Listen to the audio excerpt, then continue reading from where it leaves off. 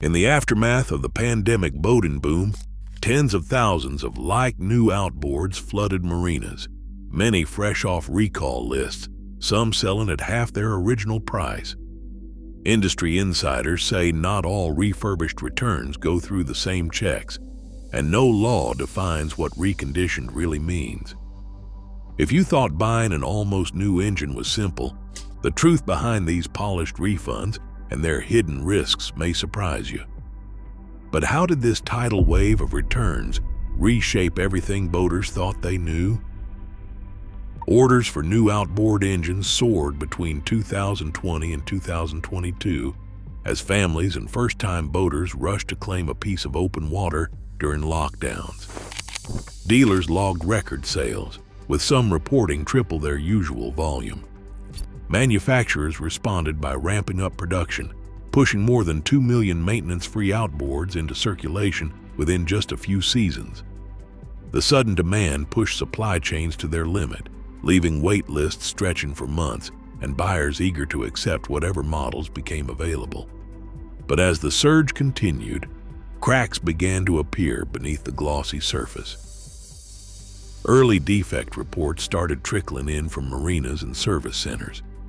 Engines that had barely cleared their break-in period were already coming back for warranty repairs, some for minor issues like paint flaws or sensor errors, others for more serious problems, including corrosion in newer V6 and V8 models.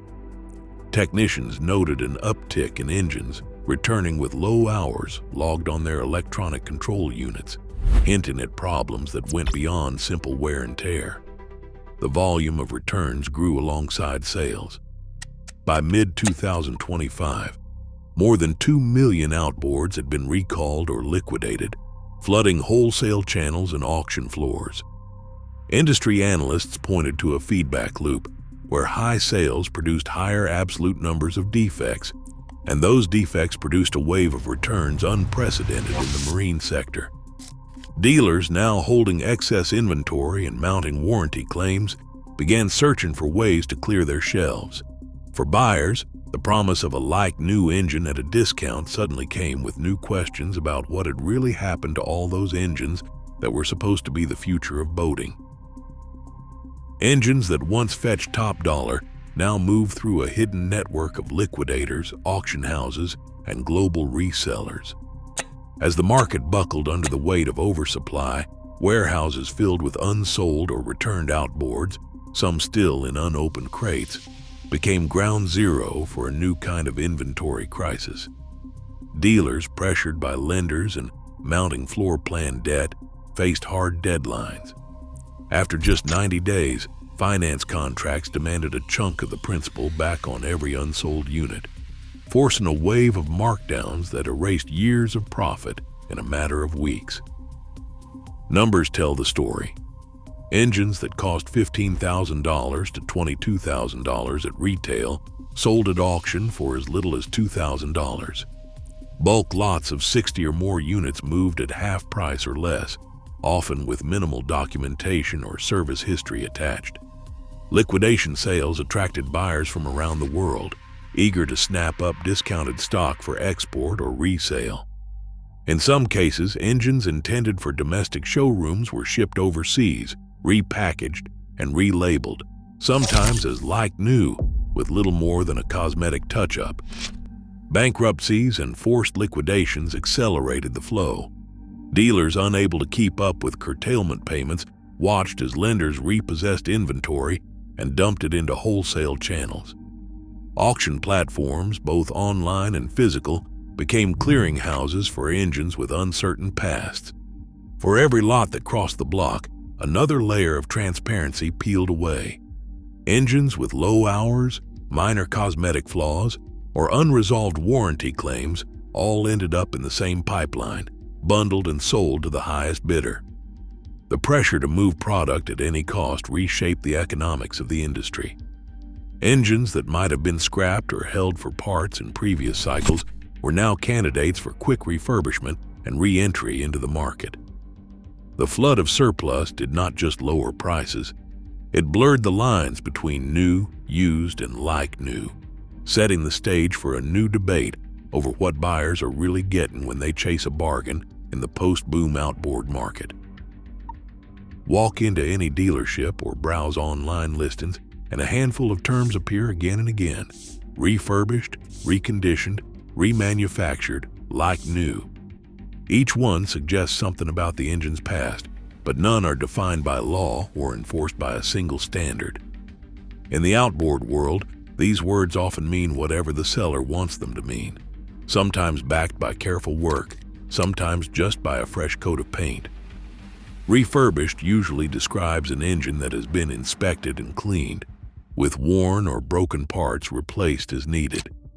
The process might be as simple as a quick tune-up and a new set of decals, or as thorough as a full mechanical overhaul.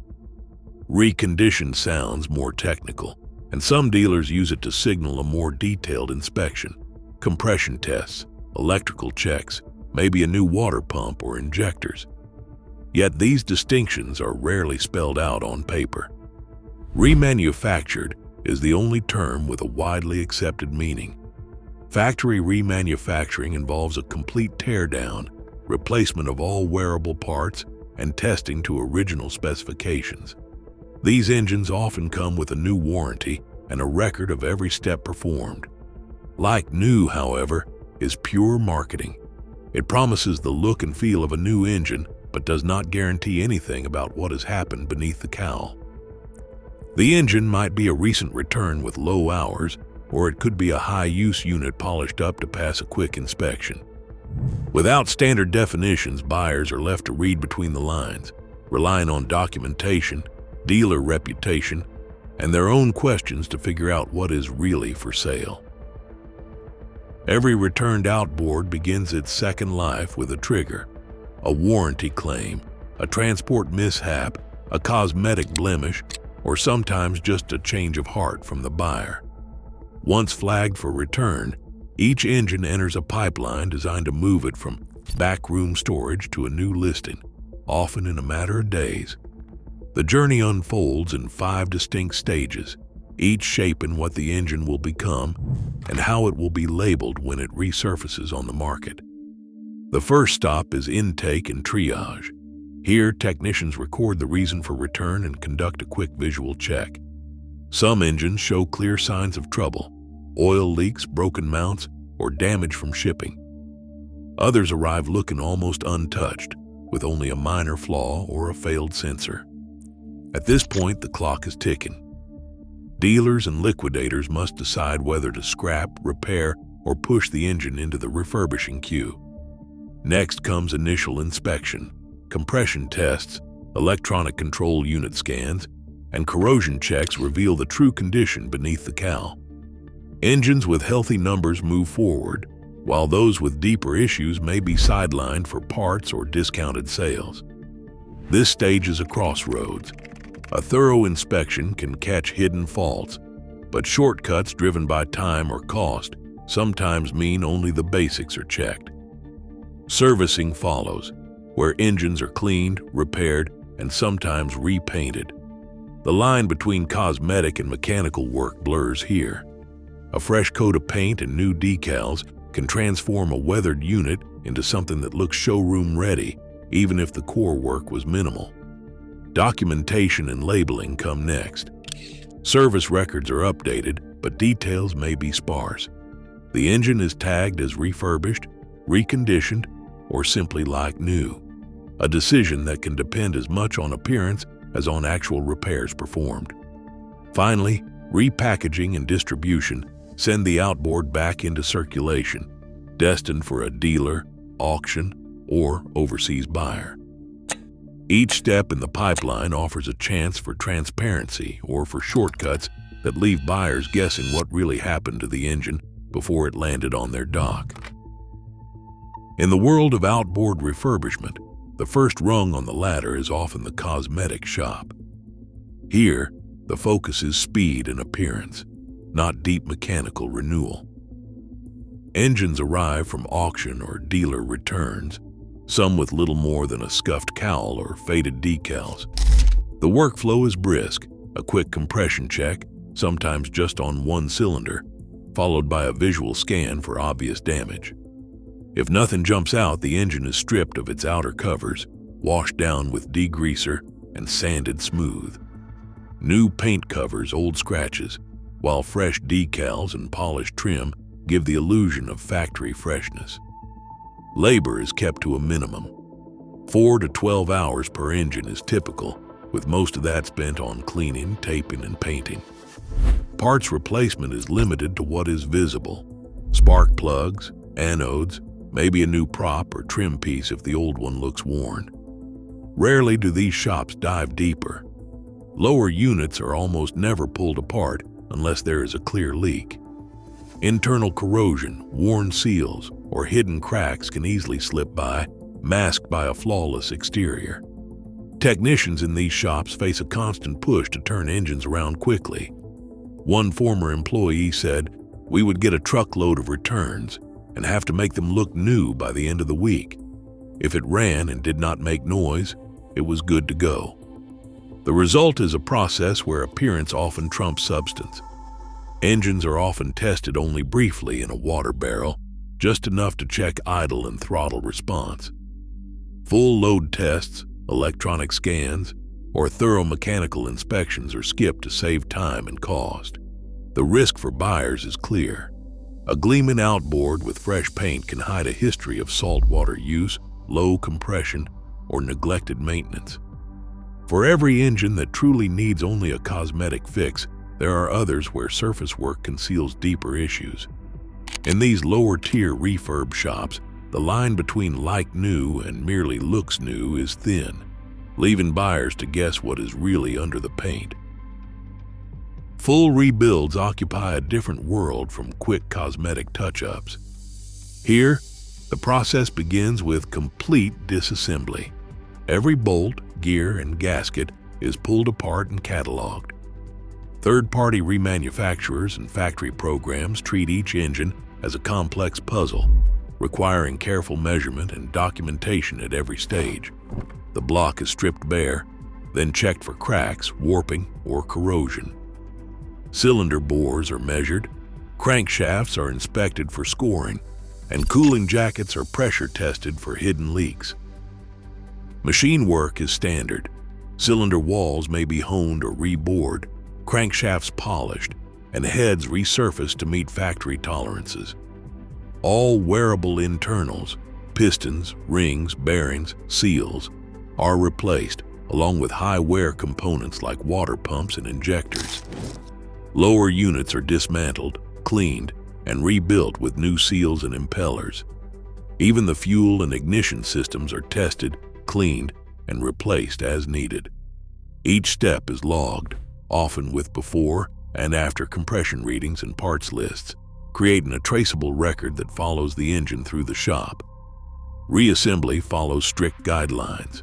Technicians use factory torque specs, assembly lubricants, and thread lockers to ensure every part fits as intended. The engine is then painted, often with multi-stage marine coatings, and finished with new decals. Before it leaves the bench, the rebuilt outboard faces a full load dyno test or water tank run, sometimes for an hour or more. Temperatures, oil pressure, and electronic control unit outputs are monitored and logged. Only engines that meet or exceed original performance benchmarks earn a remanufactured certificate, and in some cases, a renewed warranty. In these environments, traceability is built into the workflow. Serial numbers are logged, and each engine's journey is documented from intake to final inspection. One technician summed it up: "You can't fake a Riemann. If it doesn't measure up, it doesn't leave the shop." For buyers, these top-tier rebuilds offer a level of reliability and transparency that stands apart from lower-tier refurbishing, setting a clear benchmark for what like new can truly mean. Regulations for labeling outboard engines as refurbished, remanufactured, or like new remain a patchwork across the United States.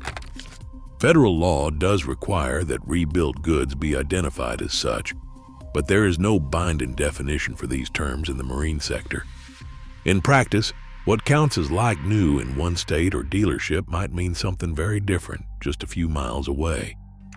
The Federal Trade Commission offers broad guidance against deceptive labeling, yet leaves enforcement and interpretation largely to state agencies. Some states extend Lehman laws to marine engines, but coverage is inconsistent and often excludes auction purchases or overseas exports. A recent lawsuit in Wisconsin, Smith et al. Versus Mercury, brought national attention to these gaps. Plaintiffs alleged that corrosion issues in certain V6 and V8 models were downplayed, with defective engines relabeled and resold as like new after only surface repairs. Internal documents revealed through deposition showed company officials debating how much information to share with buyers. The case ended in a confidential settlement, leaving the broader questions unresolved and fueling industry debate about disclosure and liability. Analysts point to this legal gray zone as a primary source of risk for both buyers and sellers. Without a uniform standard, dealers are left to interpret labeling rules on their own, and buyers must navigate a market where cosmetic restoration can mask deeper flaws. Industry data shows that warranty claims and post-sale failures are more common in units resold under ambiguous labels, especially when documentation is incomplete or the chain of custody is unclear.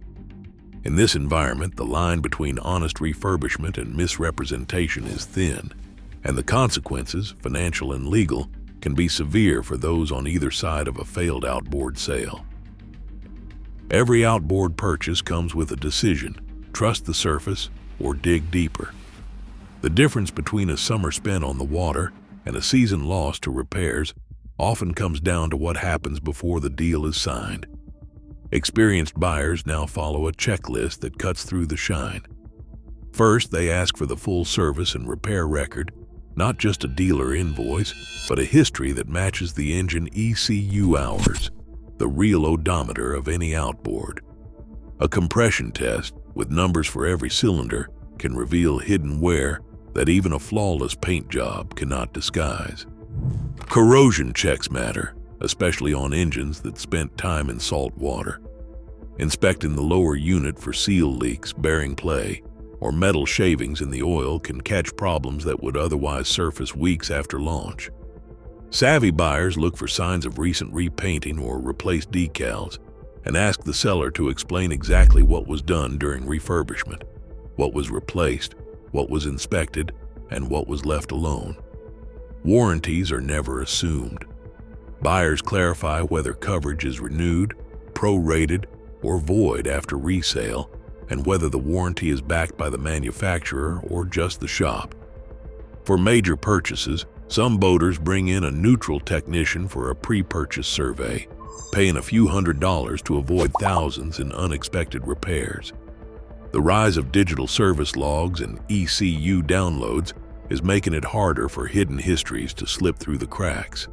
A recent example: a Florida angler insisted on full documentation and a run-up test before closing on a discounted 250 horsepower outboard. 3 seasons later, the engine is still running strong, proof that a careful approach can turn a market full of question marks into a real bargain.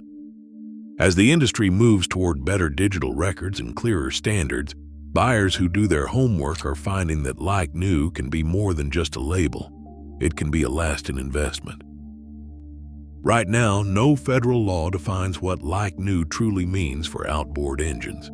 As more returns are cycled back onto the market, the line between refurbished and new grows blurrier. For every buyer, the only safeguard is transparency. Until clear standards exist, trust on the water depends on what is hidden or revealed when the cowling comes off.